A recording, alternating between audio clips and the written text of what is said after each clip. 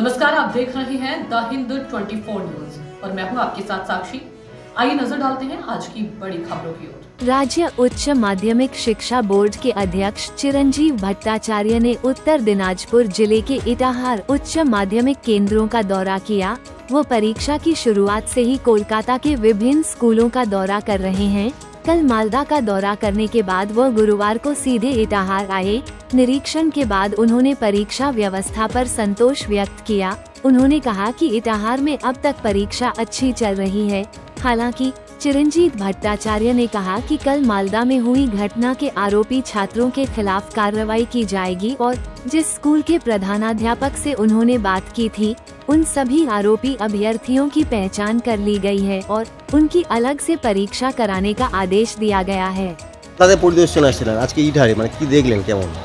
পরীক্ষা ভালোই হচ্ছে এজ এ হোল সামগ্রিকভাবে, মানে অনেকগুলো জেলা সফর করছি পরীক্ষার মধ্যে। যেমন 3 তারিখে আমি জাস্ট কলকাতাতেই ছিলাম। কলকাতা মানে হচ্ছে উত্তর 24 পরগনাটা মেনলি দেখেছি, ওখানে সিধিরও কিছু ভিজিট করেছি। তারপর 4 তারিখ তো জাস্ট খুব সামান্য সাবজেক্ট ছিল, অনলি প্রফেশনাল। আর 5 তারিখ কালকে আমি মালদা দেখলাম। মালদাতে টোটাল 9টা স্কুল আমি ভিজিট করেছি। যেগুলোতে ভিজিট করেছি সবকটাতে পরীক্ষা ভালোভাবে হয়েছে, কিন্তু মালদাতে একটা ঘটনা ঘটেছে, আপনারাও জানেন, চামাগ্রামে, যেটা চামাগ্রাম হাই স্কুলে। ওটা একদম ফরাক্কা ব্যারেজের কাছাকাছি। ওই স্কুলে আমার যাওয়ার কথা ছিল না, কিন্তু যেহেতু ঘটনাটা ঘটেছে আমি পরীক্ষার পর 2:30-3টে নাগাদ আমি গিয়েছিলাম ওই স্কুলের হেড অফ দ্য ইনস্টিটিউশনকে জানিয়েও দিয়েছিলাম। সংশ্লিষ্টরও জাস্ট টিচার যারা, তাদেরকেও থাকতে বলেছিলাম।